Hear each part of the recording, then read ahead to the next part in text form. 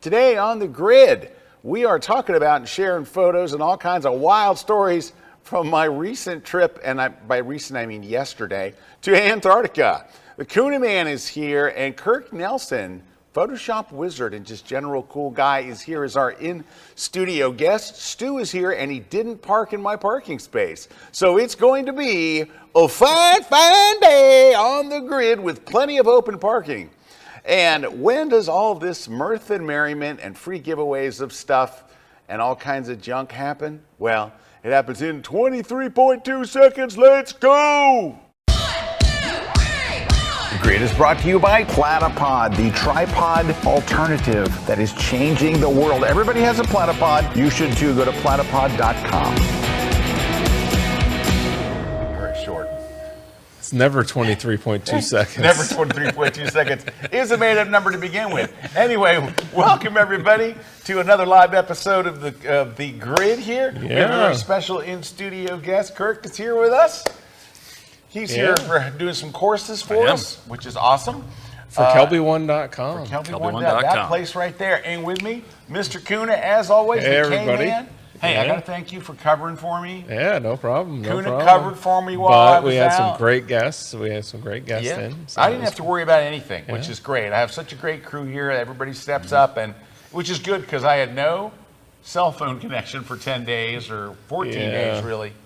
And no way to reach me besides. Yeah, you were out in the the bottom of nowhere. The bottom of nowhere. Matter, I guess, how you look at the globe. Yep. And I brought pictures to share and all kinds of stuff for today. So we're going to do that. We're taking your questions about this or anything else. Yeah. Man, I had an amazing, amazing time.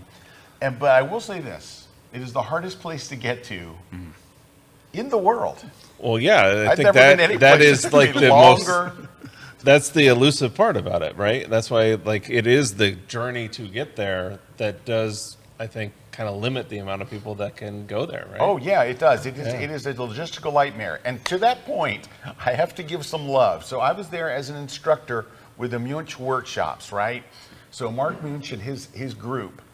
I got to tell you, I've been on so many workshops. I hold my own workshops. Erik and I do workshops, right? I've been a guest on everybody's workshops. Their workshops are phenomenal.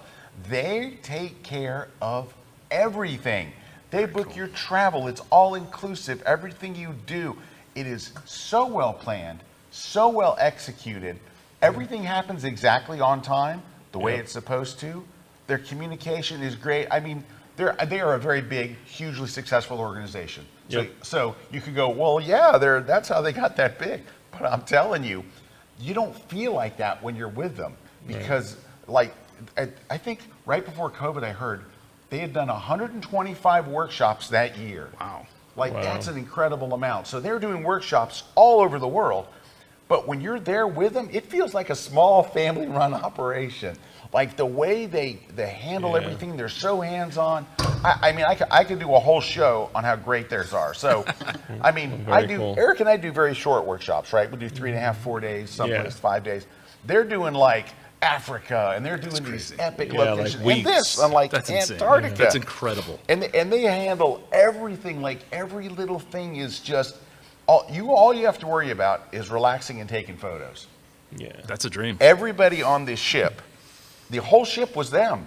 Wish I could relax while I take photos. I can't do it. No, but they set you up for success. Like the entire Still ship couldn't relax. is just photographers. There's nobody on there but photographers. And then not having cell phone signal means you are focused. There's no distractions. Focused. You're doing exactly that. This is exactly. It's such a creative environment. Yeah. And then, I mean, they're doing classes in between and fun stuff.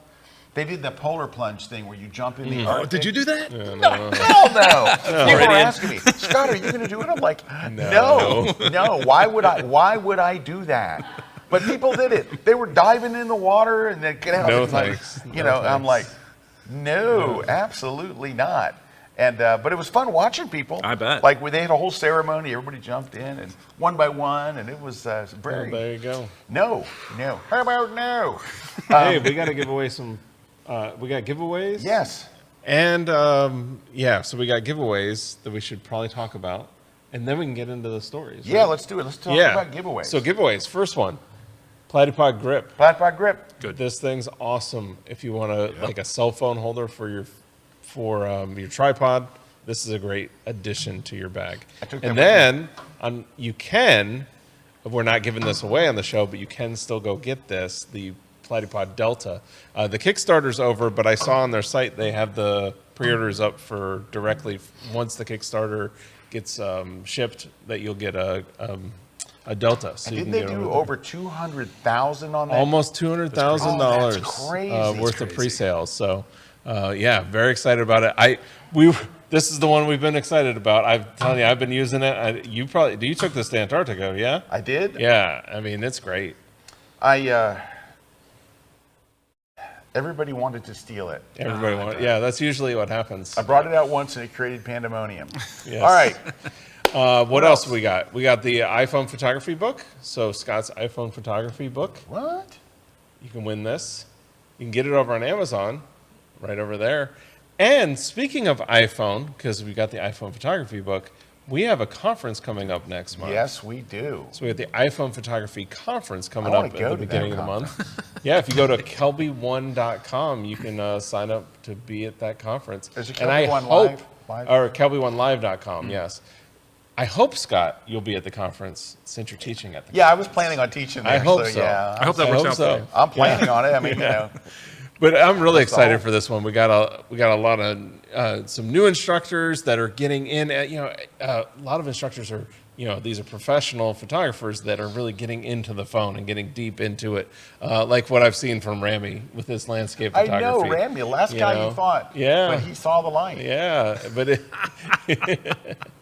anyways, yeah, it's going great. That's a good lineup there. what else See, we like giving Rick away? Salmon. And That's then we're great. giving away a copy of Scott's Crush the Composition book. So we've got Scott's Crush the Composition book. So we got that. You can get this over at Amazon as well. And this book's a little different, right, Scott? It is. So this book is designed to be, and it's not my idea, it was the publisher's idea, and I love it, to be half coffee table book and half instructional. So every page is instructional, but it looks, so the look is a coffee table. Yeah, because The it's got an instruction awesome picture on one is- side and then the instruction. Yeah, it's text.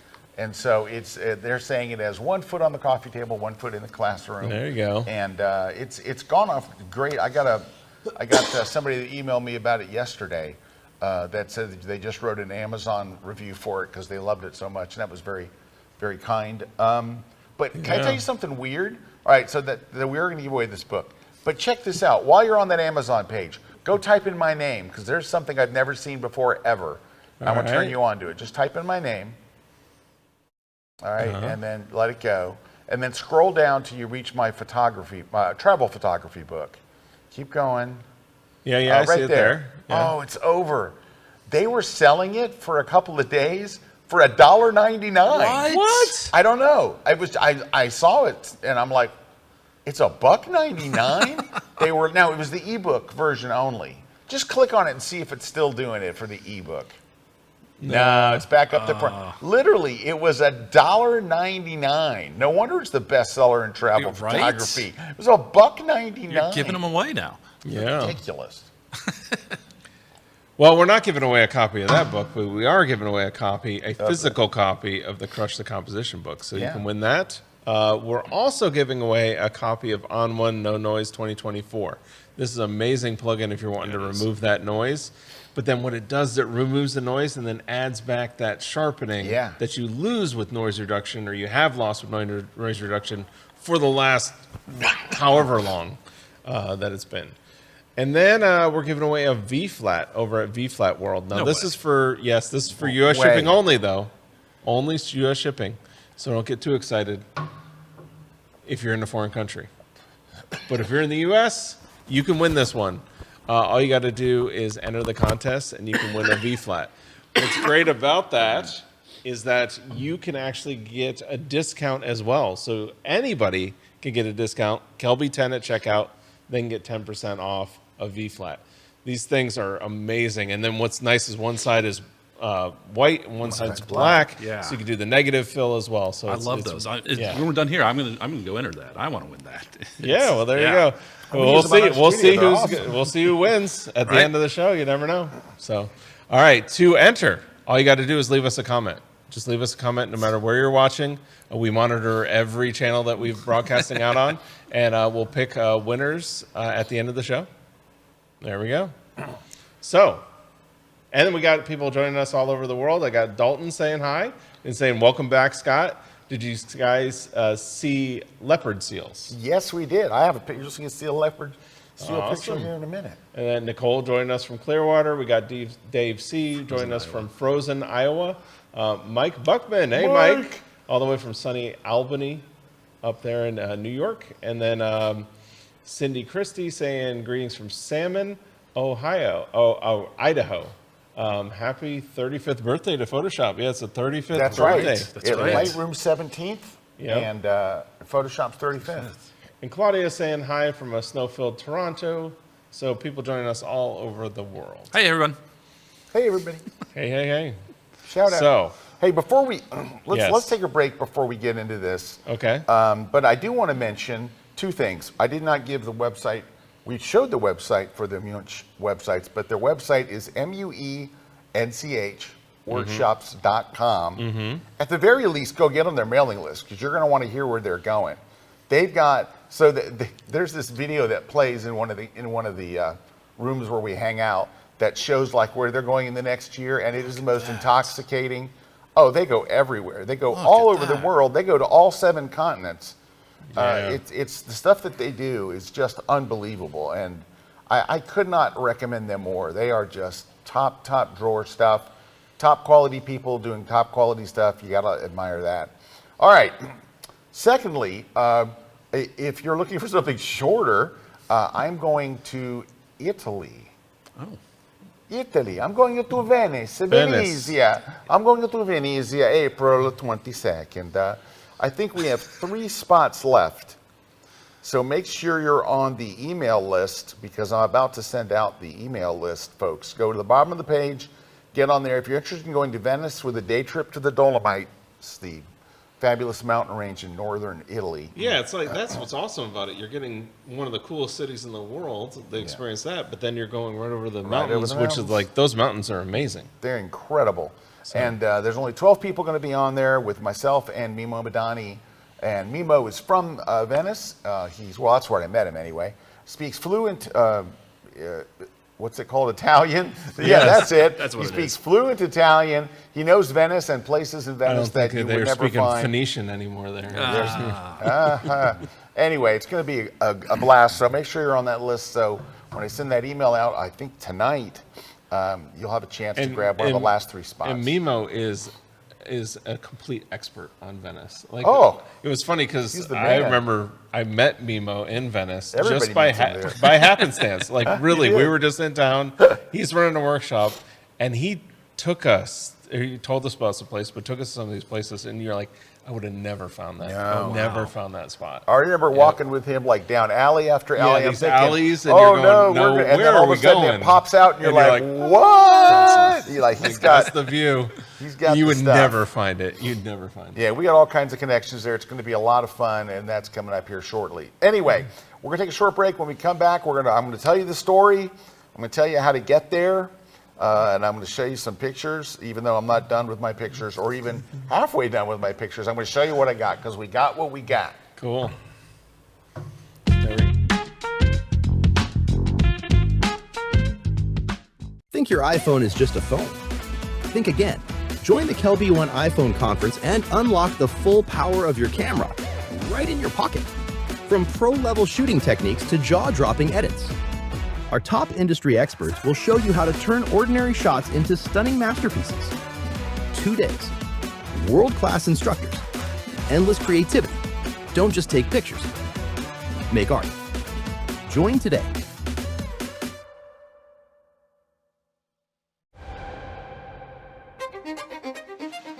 Hey everybody, Erik Kuna here with a new class for KelbyOne.com about illuminating light painting. We're going to go all into what you need to know to to really master this different type of light painting where we're using studio light out in the field. So we're using tripods, we're putting our lights on light stands, we're putting them in different environments, and we're doing all that like we have here so we can get a shot like this. We're gonna go through 1 light setups, 2 light setups, 3 light setups, a bunch of light setups. We'll be able to light complex scenes, simple scenes like you see behind me, with say the moon right behind it.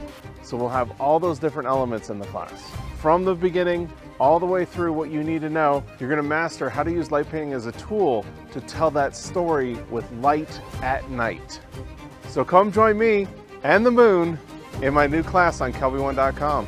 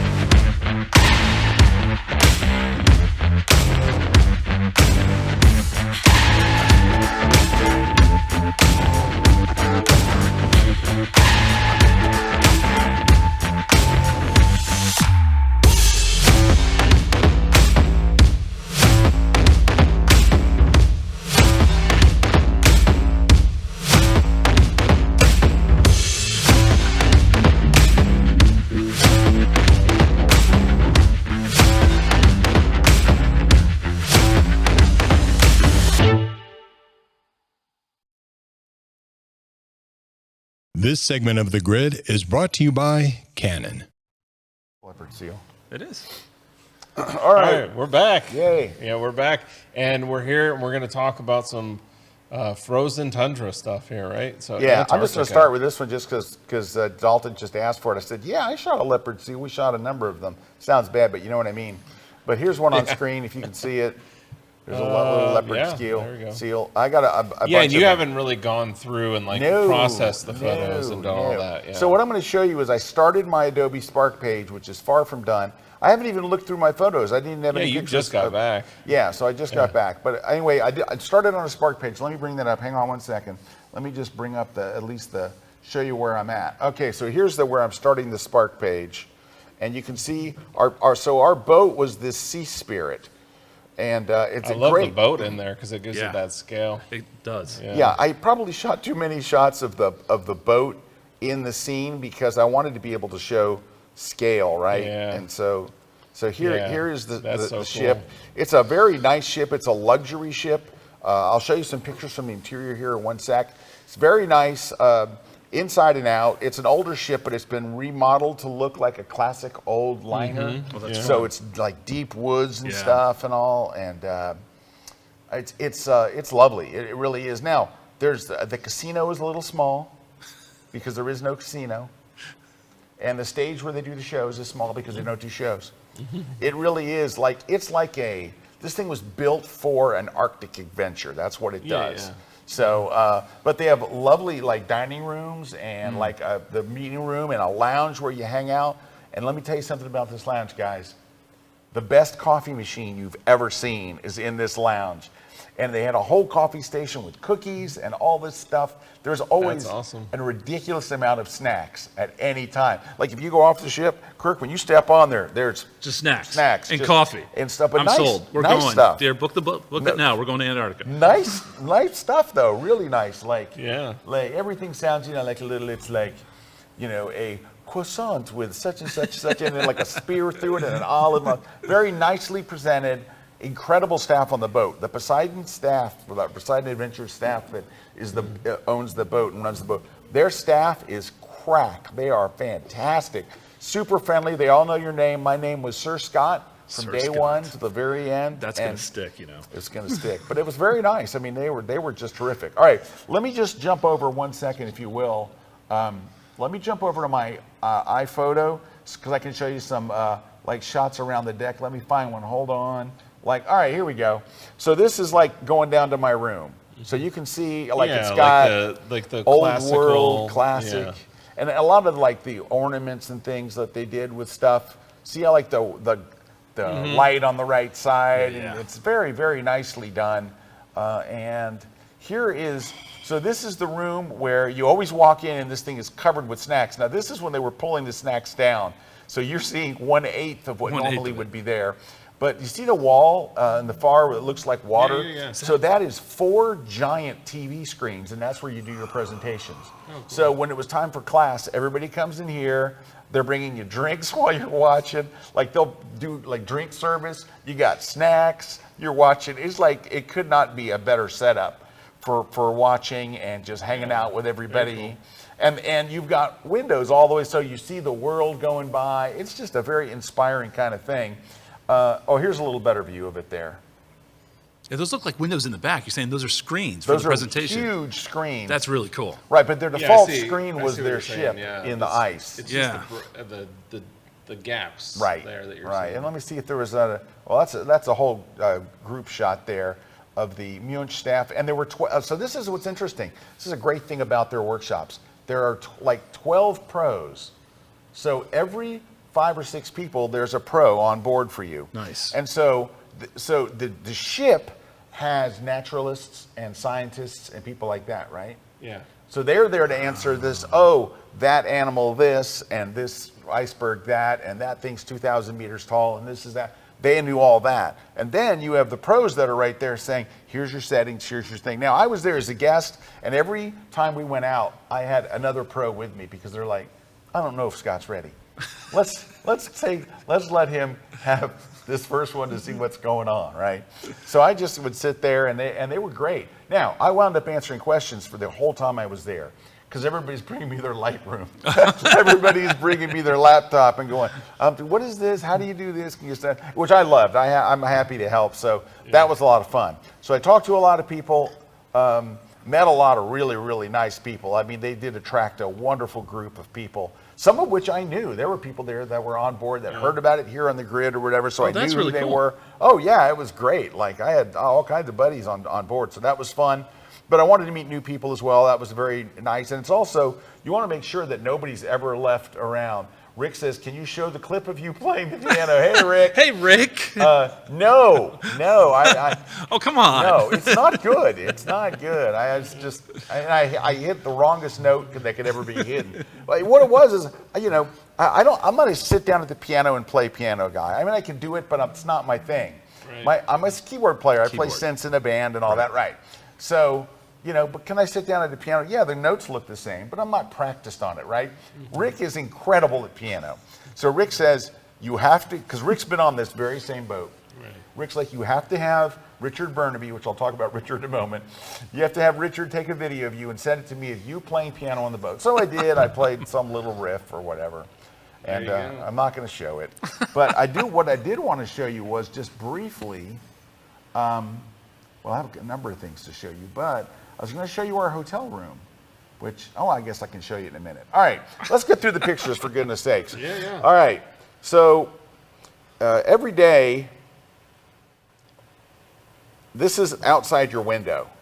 Like, as you're just cruising by, it's like we had beautiful blue skies. Did you shoot some of those to add to Beautiful. your sky replacement library? I did not. Scott! I know, I was supposed to do it. I think I shot a couple, but I really need some. I mean, the skies were so good. Now, how much daylight did you get? Was it? Oh, good Oh, it was question. daylight all the All the time. time, right? I think sunrise was at 3:30 in the morning, Yeah. and it went to like 11:45 at night. so you had just plenty a bunch of of daylight. plenty of daylight. Yeah. But here's probably one of my favorite shots from the whole trip. Oh, look at that. Is a couple of pinguinos, Yep. and it looks like noise, like up in the top. It does. It's snow. That's It snow, is isn't it? snowing nonstop. Wow. So this day when we went out, you're out there riding around in these Zodiacs. So twice a day, we would go out. Twice a day, you go literally and get on a Zodiac. You know those rubber rafts. I'll show you some pictures in a minute. Some rubber rafts, and you do one of two things. You go for a landing where we actually go out on land. Like we get out and you get out in the water with these boots. They provide you with these boots. They're phenomenal, waterproof boots. Then you put snow pants over them, Right. and they give you these glorious red jackets. These jackets are they got to be $400 parkas, and they're really nicely made. And you're allowed to take them home. Like it comes, it's part of your thing. I'm not kidding. And these are $400 jackets, and you're allowed to take them home. And I thought, I live in Florida. Yeah, you're not gonna There's get a lot of use for no way that in hair. hell I'm taking mine. I fell in love with that jacket, and I brought You it brought home. it home, didn't I you? found a way. I left my snow pants. I said, keep these damn snow pants. I left them there. They had a donation box. I'm like, snow pants, boom. And it gave me enough room to bring you that. got the jacket. So how cold was it when you were down there, when you're going out on those days? That's what's interesting. We had phenomenal weather. So picture the coldest I think it was 22 degrees That's not that bad. That's not bad with at all. 0 wind. That's not that There bad. was never wind. You can do an amazing amount of cold if it's not windy. Yes. Oh, yeah. Like you can be, it can be 40s and freezing if it's windy. But I'm telling you, it was glorious. You could walk out on the deck, and Rick told me this before. You could walk out on the deck anytime in whatever jacket you're wearing, like, not maybe like this light. But you could do it in a t-shirt, and I saw people do it. In a t-shirt, standing outside shooting. No, you're not out there for an hour. You're walking out for 15 minutes. Because they would announce, you'd be on the boat, Kirk, and they'd go, on the left is a giant iceberg with penguins. Grab your cameras. And you would grab your camera and you'd go out. And there'd be penguins. So you're telling me last week you had better weather in Antarctica than I did up in the D.C. area Yes, when I was out shooting a absolutely. surprise engagement and snow coming down over an inch an hour, and I'm like hiding under this tarp so that they didn't see me and freezing my butt off, fogging my lenses up, and Yes. you had better situation down in Antarctica. Much. And then when we came back, there was the coffee machine. And it would make hot chocolate or lattes or whatever you want. And they had cookies, Kirk. They always had these And the 4 snacks. cookies. The cookies were they were the most plain looking cookies, and they were heaven in a circle. It was amazing. All right, let's look at some more pictures. All right. There was wildlife. There were whales like everywhere. We were on one of the rafts going out. So one time you would go on the raft and land. And then later you would just do a tour. You get on for 2 hours and they just cruise you through. So they're just finding different Seals and wildlife, penguinos, and whatever. So and those I like the cruising around best because when you get on land, it's mostly just tons and tons and tons of penguins.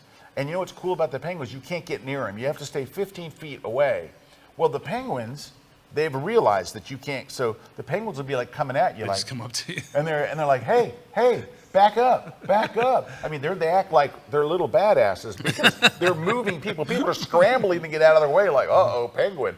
The penguin doesn't know they're endangered. The penguin thinks that they're the biggest, baddest animal on the beach. So they're not in danger. They're in charge. They're in charge. They're running it. So Claudia's got a question for you, Scott. What lens did you bring on the trip? I brought 2. I brought my 24 to 240, which was indispensable.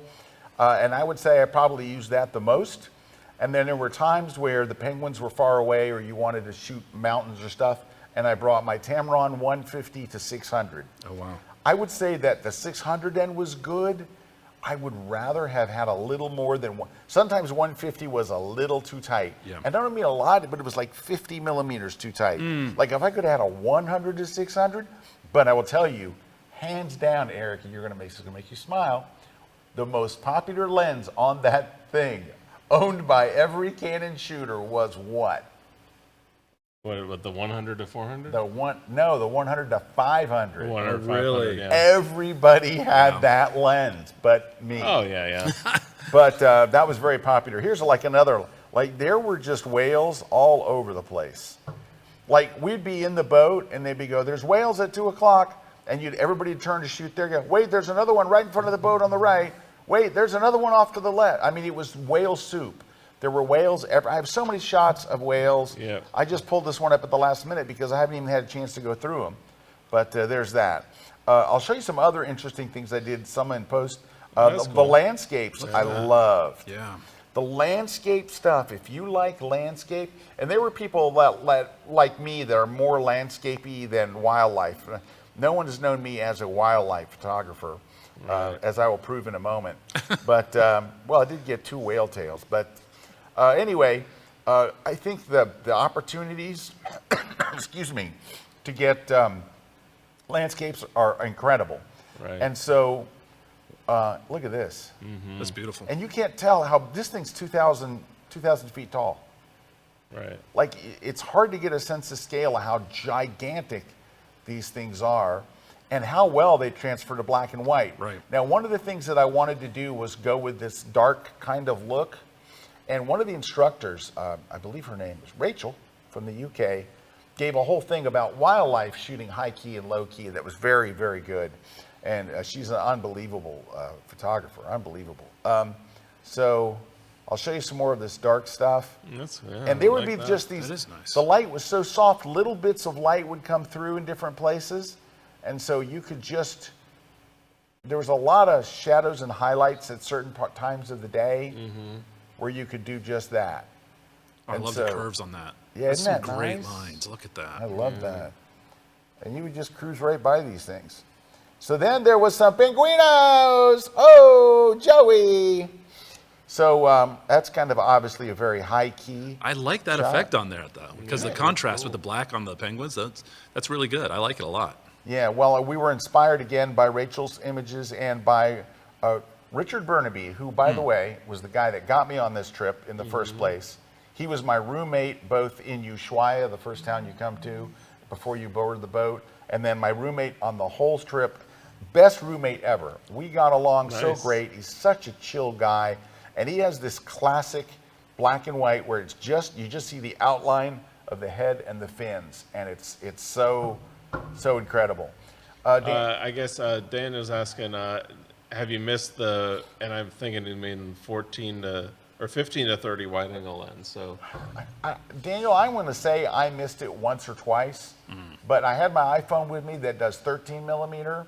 The problem is there was a time where I really should have used it, and I thought, oh no, I don't have a wide angle lens. I forgot that I had my iPhone at 13, and it would have nailed the shot that I wanted. But I would say that's one lens you can leave at home, and you know, I mean, if it doesn't matter if you can bring as many lenses as you want, then you know, why not? But it wouldn't have found a lot of use. More likely the other stuff. And then look, I have Muspinguinos.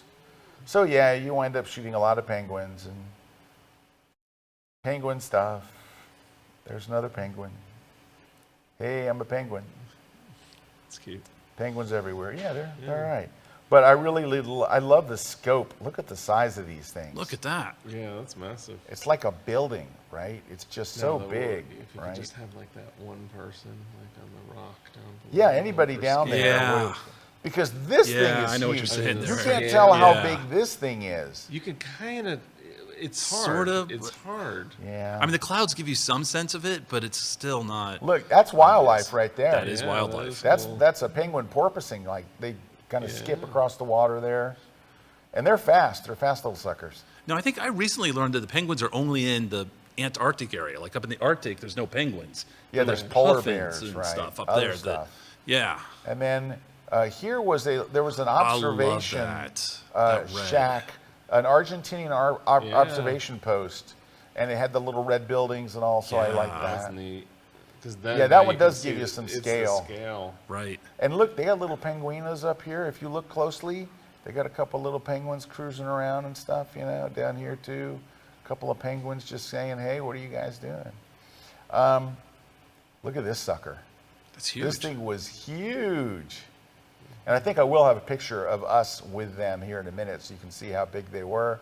And then there was some birds, which you can see I did really great. This stuff would just come right by your window. You'd just be sitting there having a cookie and you wait, grab your camera, and this stuff would just float right past you. Here's another, I think, a shot of our boat. Look at the size. Look at the scale. I love the striations, I think it is, and that snow up Yeah, there where you isn't can see that it's coming down. cool? That's so cool. And that's exactly the word they used. Did they? I Striations. nailed that. I knew exactly what I was talking And about. that's the Munch crew, which There is you go. everybody's so great. Just such a wonderful experience. And everybody I talked to on there was just as happy as they could be. Everybody was like, this is amazing, this is crazy, this is whatever. I mean, everybody just super loving it. Just, you know, like we were all kind of like, I can't believe we're here. Like we can't believe, and it was the best possible way to see it on that ship with that crew and everything. It was just So, great. you were talking about, like, obviously, the weather was not really that big of an issue. The weather was virtually no issue, not What even about on the crossings. What about so the crossings? All right, were fine? so what they're asking about is there's this thing that you have to go through for 2 days called the Drake Passage. And if you look it up on Wikipedia, it literally says the world's most treacherous water crossing, right? Wasn't it why they made the Panama Canal was because the Drake was, you could get 40, 50 foot besides waves. it taking forever to go Taking around. forever. Shorter. Right. But that was but one of it's the things also is once you get dangerous. down there, it's very dangerous. It's the most dangerous Was it one. like Cape Horn, I think it is down there? Or am I thinking something else? No, Maybe not. I don't know. It was Continue. not Cape Horn. But anyway, it was whatever There's a it cape is. down there. There's There's a cape, but it's Cape Canaveral. Anyway, so you go through Yeah, it, that's about 140 and miles away. we got so lucky. It was nothing. I mean, it was. You felt the ocean a little bit, like you did feel it. Yeah. But look at that picture in the bottom left. Like yeah. that can be your experience on board. In which case they tell you, don't leave your room, don't go anywhere, don't walk, don't order food, don't just, you just batten down the hatches. But ours was fine. We went and did classes, everything was fine. I taught a class, I taught a couple of classes. World's most terrifying ocean crossing. Yeah, the world's most terrifying ocean crossing. But we had going and coming. Now, they warned us about coming back. They thought we were going to have 11, 12-foot waves. Wow. We didn't. It was smooth as glass. I mean, it was like, Oh, there you go. yeah, we got very, very lucky. I wanted to show you a couple more pictures. Let's take a quick Well, break. yeah, we got to take a break. And I want to show you some more pictures just so you can see what these Awesome. things, and I have some video and stuff, so. All right, we'll be back in a couple minutes. Couple of minutes. Yeah, I love the Maybe. red against those backdrops like that with that Yeah, building.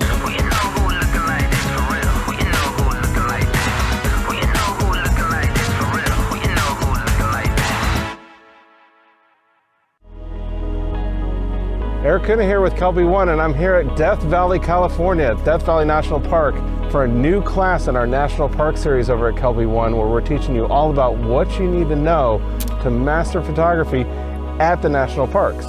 And in this class, we're going to focus on Death Valley. I love Death Valley because it's such a diverse landscape.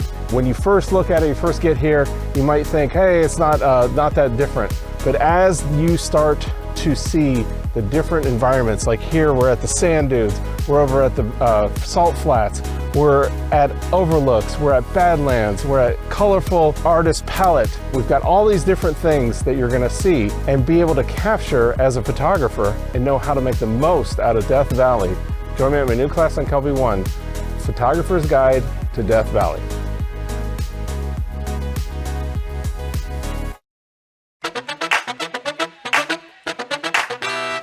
If you're like me, and I'm betting you are, you love Lightroom tips. I love them. I love those little things that make you faster and more efficient and more productive. I mean, that's why I run the website lightroomkillertips.com. Well, if you like this type of stuff, I got a brand new class where I've got 25 of my all-time favorite Lightroom tips. I got some brand new ones you've probably never seen before. I've got some ones that you remembered from years ago and you forgot about. I got some new twists. There's just so much stuff. We're gonna have a great time together. So come and check out my brand new class with 25 of my all-time favorite Lightroom tips, and it's exclusively here at KelbyOne.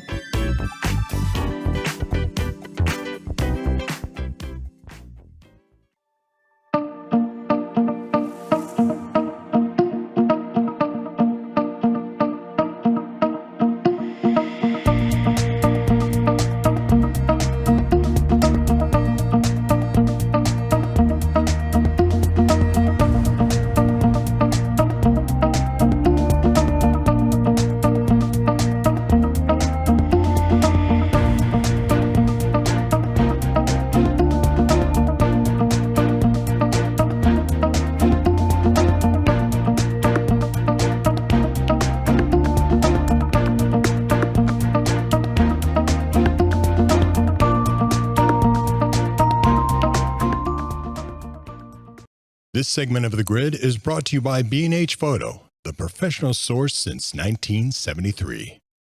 All right, we are back, and we're looking at Scott's images here of the Antarctic workshop. Yeah. And you got some examples of like more like behind the scenes stuff, right? Yeah, so here's just a 20-second video of us on one of those Zodiacs. So you can see, here's the crew here. And David's our pro here over here. And that's the crew photographer. That's our naturalist driving. And you can see it's snowing like heck. And see, we only had one day where it was moody and foggy like this, which I loved it. I thought the moody and fogginess was kind great. of cool, yeah. Atmosphere is always, that. always a little kicker. Yeah, and I've got some more pictures just to kind of show you. These are some stills. Let me see if I can.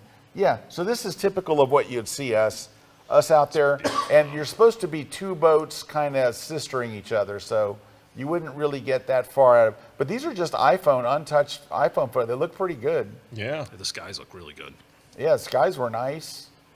You know, it was funny. So they had this scientist guy on board, right? Mm-hmm. And he tells us, he goes, hey, tomorrow morning I've got great news. He's from Germany. And he says, I have great news. And he goes, the skies will be clear, no clouds. And what was funny was he said it in a way that he was like, and tomorrow morning, won't we get up and the skies are clear? And everybody cheered. And then they all went, wait, clear? That means no clouds. No clouds. Boo! No, Right. they didn't turn to boos. But he was very nice and very helpful throughout. I was going to show you some more pictures just of us cruising around. Mm-hmm. Look at how smooth the water is. It's mirror-like. Like a lot of times you'd be moving through and it was just absolute mirrored. So I haven't even looked at these pictures. They had a deck party. The weather was so good that they had an outdoor deck party. It was a barbecue. A barbecue. They had barbecue and they had love it. hot dogs and hamburgers and the whole 9 yards. And Rick Salmon told me a big secret.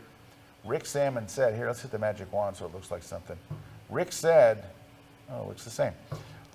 You can order a burger at any time, a cheeseburger at any time. And I did it, and it was really good. And I ordered it numerous times. I know you're surprised.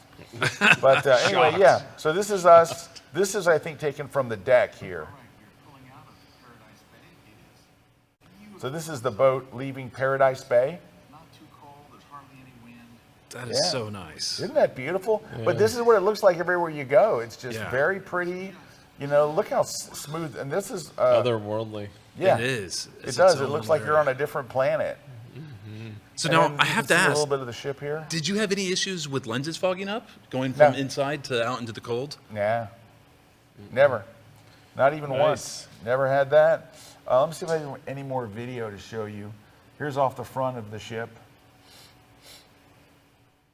And I took some panos, of course. Well, this, what is this? Oh, it's a video. It's more just of panning the same. More of the same. All right. Well, very cool. Well, we got some questions. I have some answers. So, Hey, the first one. Penguinos. That's cool. That's a nice shot. I didn't really notice. I really like that. I did. I didn't notice I had taken There's that. something there. Those are penguins, I believe. There's something there. Those are tourists. No, those are penguins. All right. Yeah, there's something there. So, Nina's got a question. What was your favorite part of the trip?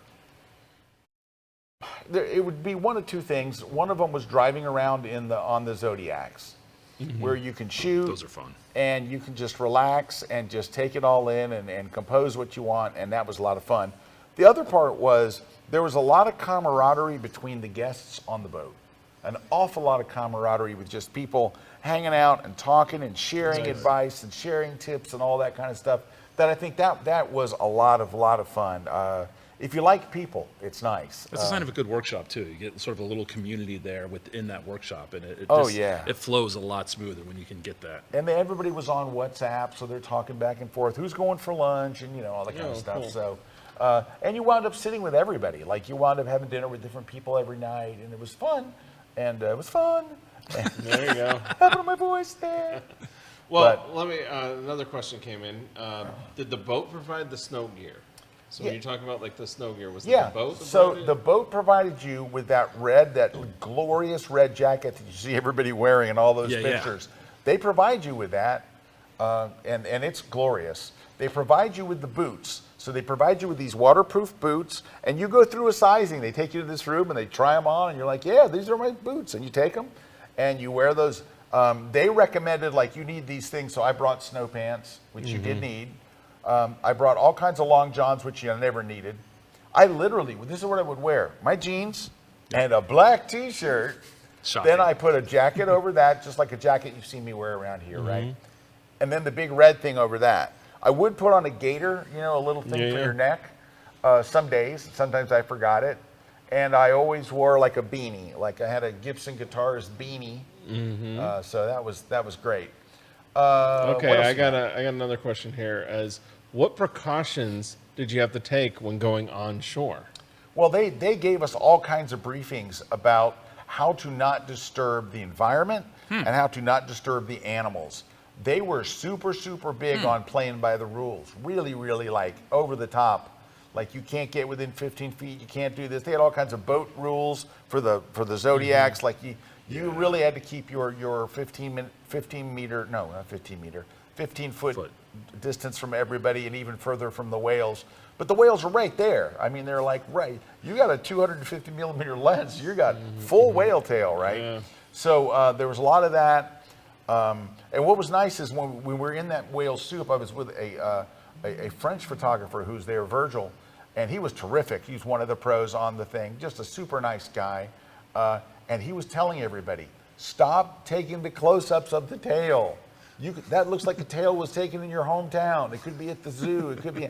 Take wide, and he would tell us, and you would take the shot, and everybody would go, where it is, okay, because without the whale tail in context, like, so they gave a lot of tips like that. The pros were great for that, and they had such a great, diverse group. Some of the pros were wildlife. Some of the pros were, other stuff. They were more landscapey. Some of them were wildlifey, all that. Yeah, so along those lines, like what was, like with the going on shore, what was the terrain like? The terrain sometimes was tricky. Our very first landing was very tricky. There were lots of rocks and stuff you could slip on, and I did. By the way, I slipped and went boom. Now, I had so much stuff on, I went boom right back up. No, I was able to be fine, nothing. I didn't even hurt or scratch or anything. But there's a lot of just loose rocks at the very first landing. So you're not just walking on like snow? No. No, we're there in summer. We're there in their summer, right? Oh, yeah. So it was a lot of, and I didn't expect that. I thought more you'd be walking through snow. You walk through a little snow, but most of it was dirt and rocks and watching out for penguin poo. And slippery dirt and rocks. Sometimes slippery. So, and they would provide, what do you call those? Walking sticks. Yeah. The problem is you're not allowed to put anything on the ground. You're not allowed to sit. You're not allowed to put your camera bag down. So they would put out a tarp, and they had a special way they could do it that didn't harm the environment. You could put your bag on their tarp, and that's it. Interesting. What about a tripod? Yeah, like a tripod. No. Nothing is supposed to touch the ground. No. Let me try to think if I saw anybody with a tripod. You're not supposed to put stuff on the ground, but you put the walking sticks on the ground. But then when you're stopped, Kirk, you have to take them and you have to like hold them while you're trying to shoot. So I didn't do the walking stick. But they were very big on that, on just making sure that you didn't put anything down or any stuff like that. Yeah, so that was that other question, was about anybody using tripods or anything. I don't remember. You'll see. I'll look through some of the pictures, but I don't remember seeing anybody with tripods. In fact, they told us don't even bring tripods. There you go. It's a handheld world out there. You're shooting in the middle of the day. Steven's asking, I've heard it can have a foul smell around penguins. Is that true? Steven, it's a foul smell. Now, you didn't have it all the time because you weren't always in a, but if you got near the colony, upwind, downwind, if you get down to where the colony is, where there's thousands of them, man, it hits you like a wave. And you're like, man, that stinks. But they told us, don't go down to the colony, because the colony is a lot of poop. There's a lot of poop. Not for the smell, it's just not very pretty. Yeah. Right? Yeah. I had one shot, if I can show you, where you could see part of the colony, and you could see it's not pretty. It was in here. It's this photo right here. I was going to see if it would make it bigger. But it's just brown poop and colored poop. And it's just poop. And it's just poop. It's just a bunch of poop. Yeah, and so they would say, you're better off to get individual penguins, a group of 2 or 3 or 4 or whatever, than to try to get this mass of penguins because it's just they're in an ugly spot. It's just in a giant poopatorium. Well, speaking of poop, we got to take a break. Transition, Eric. Do you have to poop, Eric? No, but we got to poo-poo on the story. Oh. We'll be back in just I a couple see. minutes I think he saved it. to continue Good save. here on the grid. Eric's got to go. Let's go.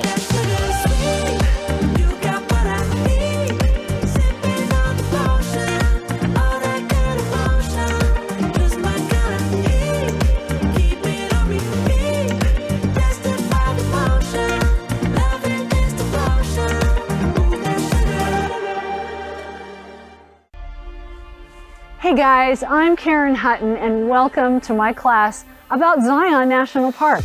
This park is absolutely gorgeous and it makes me so excited to be part of the greater National Park series that KelbyOne is doing. Zion National Park to me is really special. I've been here many times. Throughout this class you're going to see footage of me and scenery from other trips, because I really wanted to give you a full experience of the place over time and different conditions and so on and so forth. Zion is really a big, big park, and you're going to want a car. We'll talk about other ways of traveling through it. But just as an overview, I think of Zion in 4 sections. One is Kolob Canyons, there's Kolob Terrace, then there's the Scenic Canyon on the beginning, the east side, and then the actual east side on the farthest other side of the park.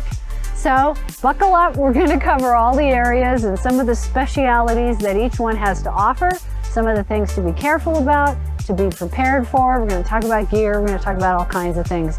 So come join me on my latest epic class on KelbyOne.com.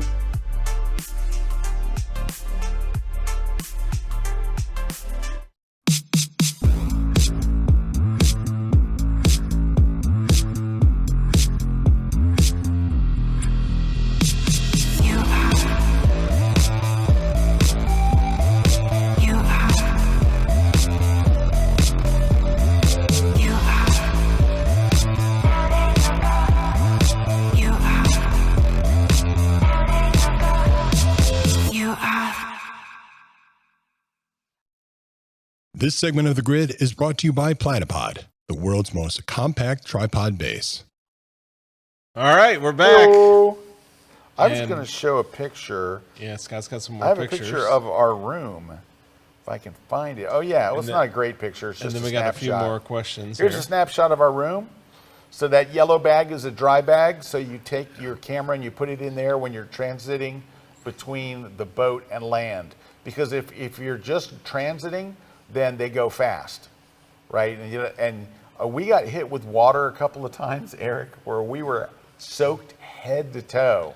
I mean, you're just sitting there and boom, Spray coming yeah, over, just right, all yeah. of a sudden it would, and that only happened one time on one trip. But you're like, man, I'm glad my stuff's had the in dry a bag. waterproof. It's in Yeah. a waterproof bag.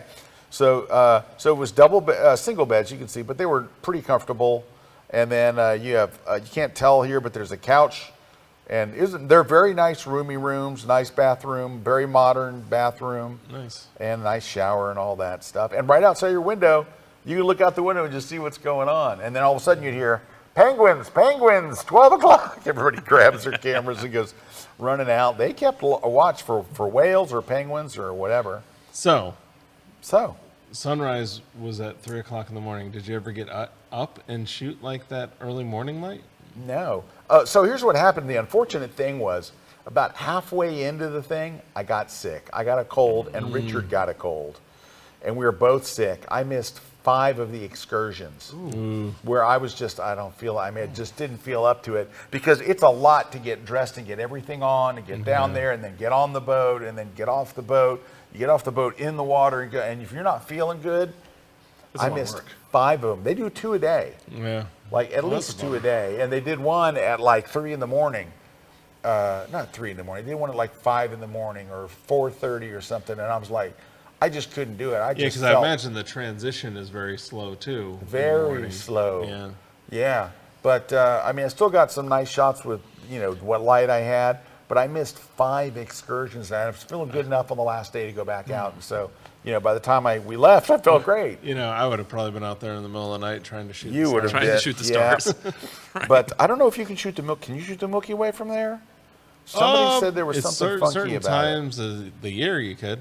Yeah. Look at this one. This is a vertical pano of this just one big iceberg. That thing had to be 3,000 feet tall. I like that reflection. It was That's cool. giant. Yeah. This is the one where I wish I'd have had the wide angle, because there's 3 of those. Richard Burnaby he had a wide angle with him. He took his wide angle, he hung it over the side of the boat where he's at the water line, and he found an iceberg where you could see the iceberg under it. Oh, and interesting. then that in the background, and it's a wide angle shot at like 15 millimeter. Phenomenal. Now, there's one thing that Richard didn't tell you, that is why it's cheating. He's a really good photographer. He's really, really, really good. Well, that's just not fair. I know, it's not right. The guy's very talented, and that just made everybody angry. But he's a super, super photographer. My God, he did a presentation and showed some of his wildlife stuff, and the whole place was like, I'm selling my his gear. wildlife stuff's His great. wildlife stuff is insane, which is probably why he's leading a workshop to shoot tigers in India right now. But he was just delightful. I got to tell you, I could not have picked a better roommate if I'd had my choice. He was a ball. We got along perfectly. Never bumped heads on anything. He was just as nice as he could be, and very helpful, because I had to ask him, what lens should I take? What do I dress? How do I get it? I mean, I had to ask him every question. I'm surprised he didn't kill me. And look at this. You would go by weird stuff like this. Looks like an apartment building's coming by your boat. It looks like a stadium on the left and an apartment building next to it. Yeah. And it would just come right by, and you'd be like, dang, look at that size of that thing. The blue of that sky. Todd's is so asking a question here of, did you do most of your edits while you were on your trip, or did you wait until you got back? Todd, I got back yesterday morning at 9 a.m. and went to bed until today. So I did most of my editing on the trip. I envisioned me working for hours and hours on my long flights, and all I did was sleep. So That's fair. Daniel's asking, what was your biggest photography challenge you encountered?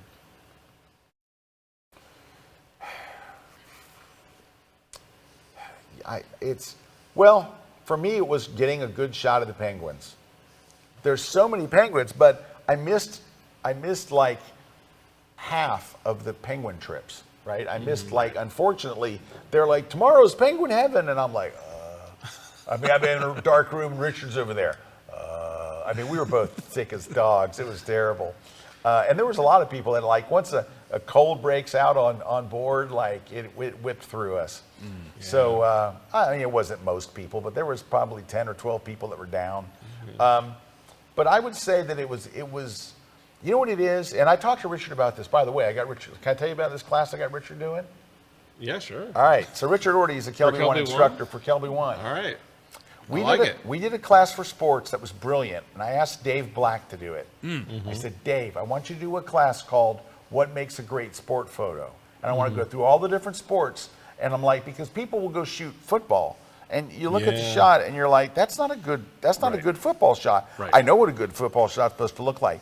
But if you don't know, like what the elements that are missing in the shot. Right. how they'll Exactly. compose- Yeah. like you don't know, should the ball be in his hands? Should it be almost in his hands? All these different. Yeah. Well, I said, Richard, with a whale tail, what's a good whale tail shot? Is it when it's first coming out of the water? Is it when it's up in the air? Like, what is it? And then I would say with a a penguin. How do I know if it's a good penguin shot? It's in focus. It's in the Arctic, but I don't know if it's good. And I said, Richard, I need you to do a class for us on what makes a great wildlife photo. He shoots it all, and I'm like, I need to know what makes a good tiger photo. Is it when their mouth is open? Is it when they're looking at the camera? Is it when they're looking off of the camera? Like, I need you to give me examples of what's bad and what's good. He said, I can nail that. Oh, wow. And so he's going to do the same thing that Dave Black did for sports. because Dave Black's was wow, wow, wow. I remember that class actually, and I actually use some of the stuff that I saw for that when I do like just high school sports. When I go out to like a basketball or a volleyball game, I'm in the back of my head thinking, I remember Dave Black saying that. You want to see the eyes in the ball. That's and right. things like that. And it was like, Yeah, those little things stick with Yeah. you. Yeah. And so Richard's going to do one for us. That's awesome. On That what sounds makes great. a great wildlife photo. I'd love And to I see know that. that thing's going to be a huge hit. Yeah, I would love to see that. Dwight's asking, which camera bag did you take? I didn't take a camera bag.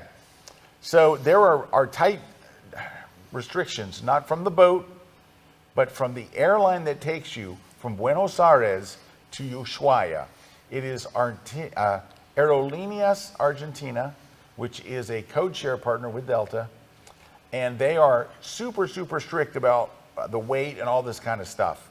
So it is very restrictive. And so what So I you did basically was like consolidated. I right? consolidated and wrapped everything in shirts, and I carried them in my backpack.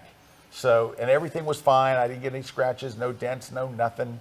And I carried everything, the 2 lenses, the 2 bodies. Erik loaned me a body. I think I might have left his body there. I saw it floating on an iceberg, Erik, It's okay. the last time I saw it. It's an No, older one. I could get a newer one. hanging over my shoulder, and that bag was heavy because it had that and I took 2 bags, a big suitcase and that 1 shoulder bag. I did not realize that I could have taken a rolling camera bag and a backpack, but they freaked me out so much about everybody, not the folks from Munch, it was all of my friends. Oh, you better watch out. You better look out for this. And they all freaked me out. And so I took. Well, there you go. So if that answers. Tom. Tom's asking, did you do any swimming? Tom tuned in late, Tom. We covered the polar plunge that I did not do. No way. All right. Brian's got a comment here. Guest on our ship kept asking, how do they know there will be penguins at 12 o'clock? Because there's a Penguins Union, and they're on and staff, and they they keep a call. strict schedule.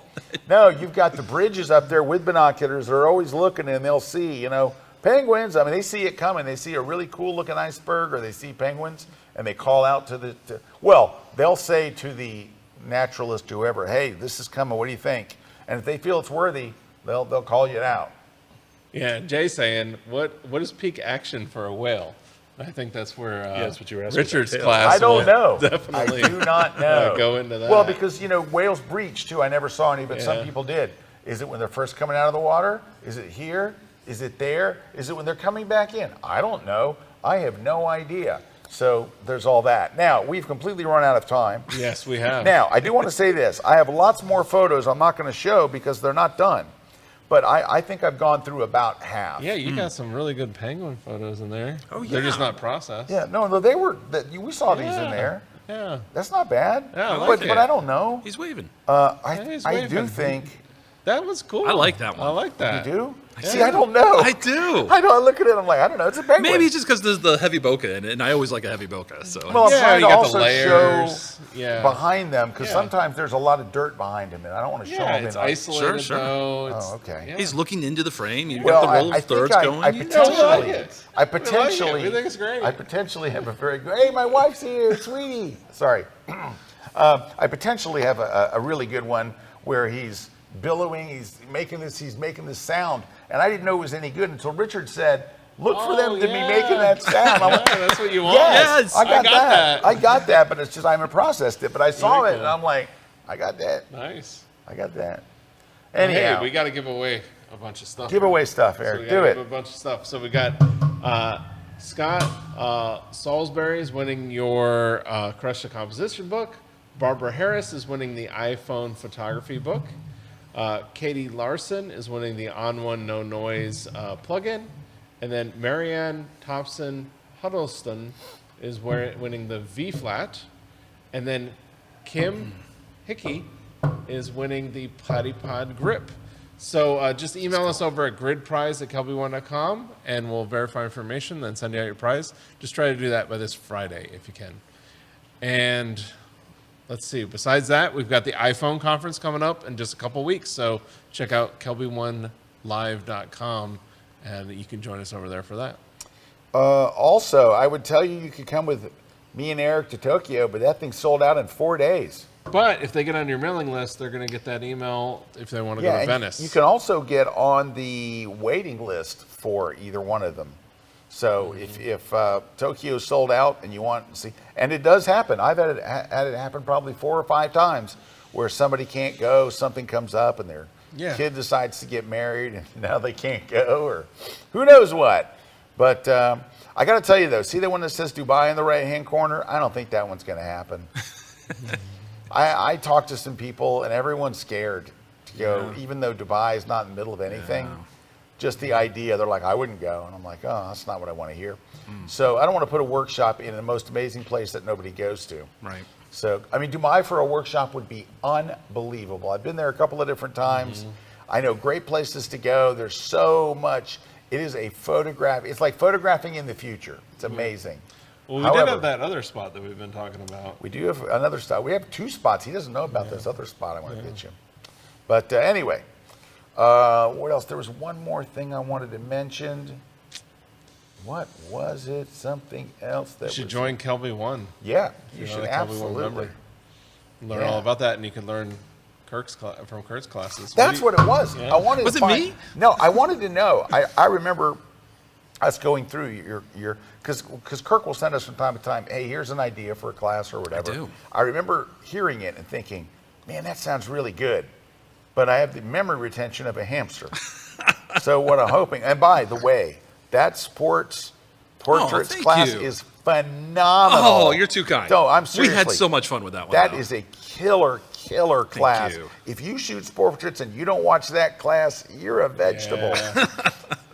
And you're thinking, how does he get all those lights? How does he do all this stuff? Wait till you watch that class. It's a lot of fun. It is amazing. It's a whole thing unto itself. Something you can offer too if you're into that genre. Oh, absolutely, absolutely. If you're doing any type Separate you of from the local athletic people. portraits at all, especially with youth athletes, some great tips in there. Some great gear to get that's not very expensive, and it'll just change the way you shoot those. Because that's what you and it's find great.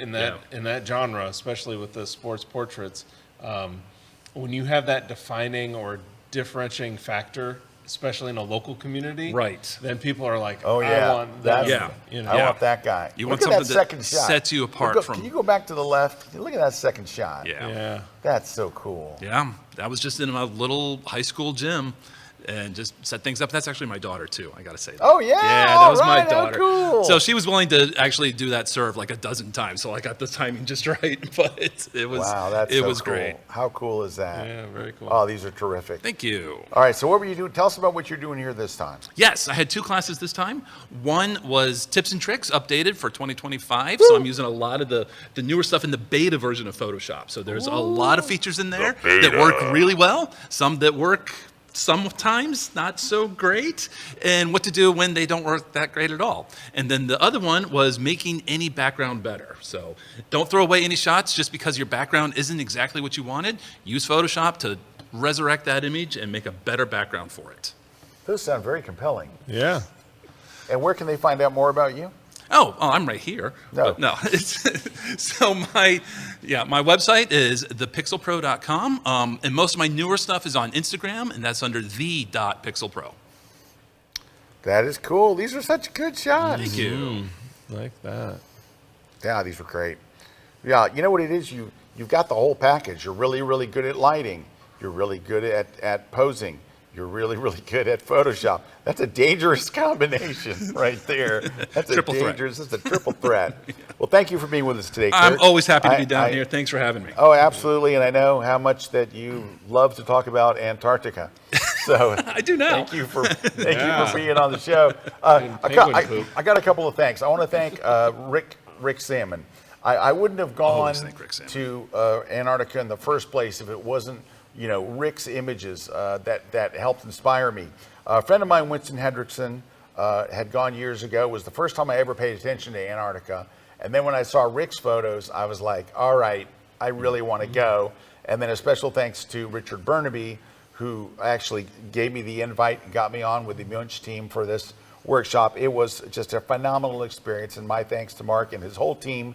They got a great thing going, and thanks to Richard. But Rick Salmon, all along, the whole time, Rick's saying, don't forget this. Don't forget the cheeseburger. Listen, this is the truth.